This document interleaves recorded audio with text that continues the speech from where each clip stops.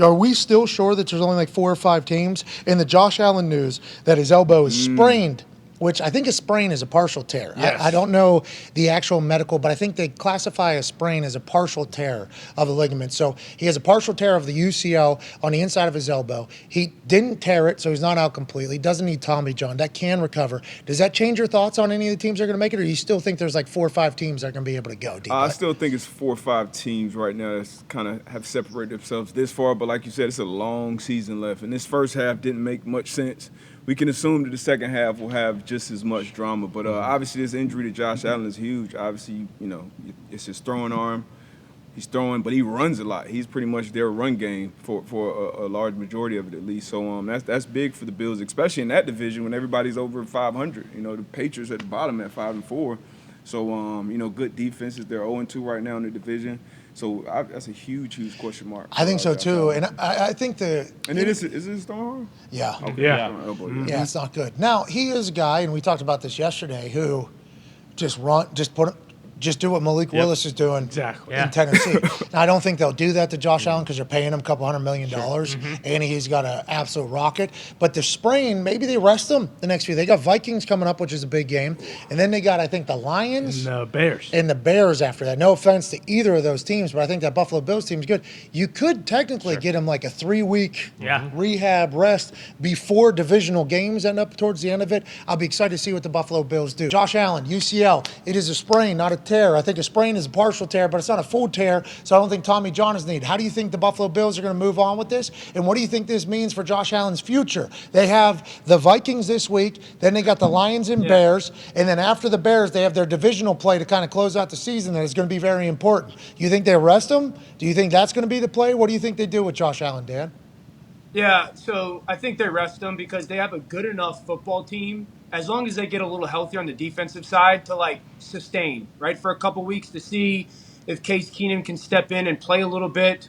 We had Stephania Bell on yesterday on Live when this was kind of becoming a little bit more of a story and they were waiting on the news, and kind of something she said to me, or 2 things she said to me kind of stuck out. Because I asked her, I was like, well, how does Josh then throw a 70-yard ball at the end of the game? And she had mentioned, well, it's not like a pain tolerance thing. It is correct. He's got an absolute howitzer, but it's not. This hurts too much to do. Is Josh going to be able to do that 3 weeks from now? Because she mentioned it's a rep thing. Yeah. So how do they handle the practice of him? Is he one of those guys that doesn't need to practice and can go play? So as for an organization that obviously went all in this year with the people that they put on their team and realizing and believing they're going to play into January, I sit there and go, is it worth – because he's already had a UCL injury to that same elbow, to my knowledge. 2 years ago, I think? 2 years ago, right? Yeah, I thought she had mentioned 18, but however long ago, it's I know Carson had it at the end of his career, so I just sit there and go for a guy that's a marquee part of his game. The only reservation I have is they've scored 25 touchdowns this year, Buffalo. Josh has accounted for 23 of them. So, when we say he's everything to them, he is literally everything to them. So, it's a tough spot for them to be in right now, but they got to think long term. I guess McDermott said we'll see he's day to day, and Josh said he's confident that he'll play. But is that the right move? Do you get him? Do you take some time here to try to get that thing as healed up as possible for when football actually matters?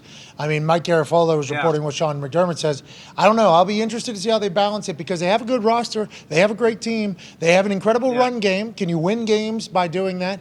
And can you get to a point where you make it in the playoffs and are able to go on a run? We shall see. It is a sprained UCL as opposed to a fully torn UCL. I believe a sprain, and everybody that we've talked to has agreed to this, and I think the internet agrees to it. A sprain is like actually a partial tear of something.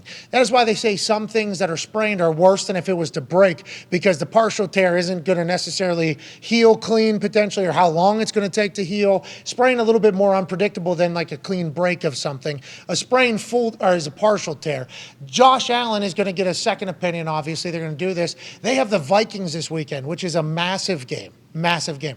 After the Vikings, they have the Lions, who just beat the Packers. What? What? Two And games then, out of the wild card. What? and then they have the Bears, who beat the Patriots. But if you look at the schedule, with the Vikings coming up, obviously that's going to be an incredible battle of teams that we expect to be around the long haul because of how great they have been thus far. But then you look at the Lions and the Bears there, we potentially have a 3-week span here where they know that he has a sprain. Do you think they're thinking about resting that at all, healing that, rehabbing that for the next 3 weeks so that whenever they get to the divisional play at the end of the season, he's maybe more healed? Or do you think this is the type of thing where they don't know if 3 weeks would be enough anyways? Let's put him out there. What are your thoughts on it? And what do you think this does to the Bills, AJ Hawk? Well, I instantly, as you started talking, was thinking, all right, are they going to shut him down for 3-4 weeks, 2-3-4 weeks, whatever it may be? You know, he doesn't want to do that. He will not. You have to pull him out of the line and probably take his helmet from him to get him to not go in there. But, yeah, I would. I want him healthy when it matters at the end. You know they're going to be there. They'll find a way without him. But I understand him wanting to play and all of that. But I'm thinking, I just don't know. With the injury, if Josh says, hey, if I sit 3 weeks, how is this going to feel almost 100% back? If they say, yeah, we think so, or they think, yeah, we don't really know, but it should help at least a little bit, then Josh like, no, I'm going to play that. I'm going. Yeah, if it's a little bit, if it's not a guarantee that it's going to get better, because I think sprains can be unpredictable. I think there is like you don't know how it's going to come back. Especially your throwing arm too. Like it can get you throw one weird, you drop down, throw a weird angle. Does that hurt it more? Like how does that work? Well, and if it does heal a little bit and it does feel better with one throw, is that thing like is 3 weeks enough time for it not only to heal but become strong enough for me to put any torque on it? Like these are all questions I think they're probably asking, and we don't know the answers to. The line changed, right? Yeah, it was down to it opened at 7. It was down to 5.5 yesterday. Right now, it's The Super Bowl odds changed. They don't have. I mean, it seems like the sports books do not have a lot of faith in him possibly playing this. down to 3.5 Who's now. the yeah. backup quarterback? So it goes from 7.5 to 3.5. 7 to 3.5.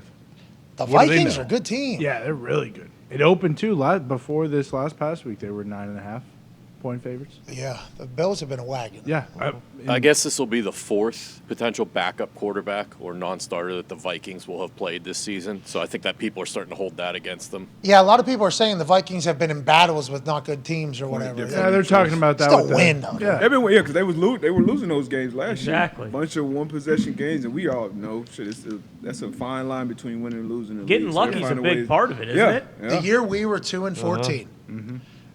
I don't remember the exact stat, and I reference it a lot, so I should look it up and get the exact stat.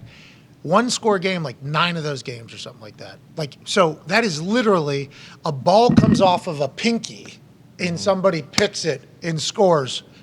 We win that game. Like, I think that happened I was with Carolina that year, and we beat you guys like that.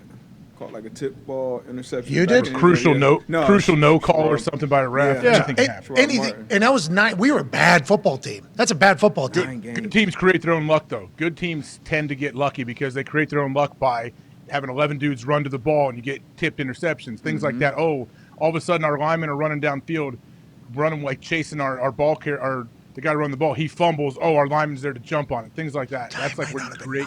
Was it 9? That's a lot of games. yeah. I thought it was though. I think it's a lot of games. Like, I think it's a surprising amount of, like, we definitely would have made the playoffs. What Like, year was definitely would have made the playoffs.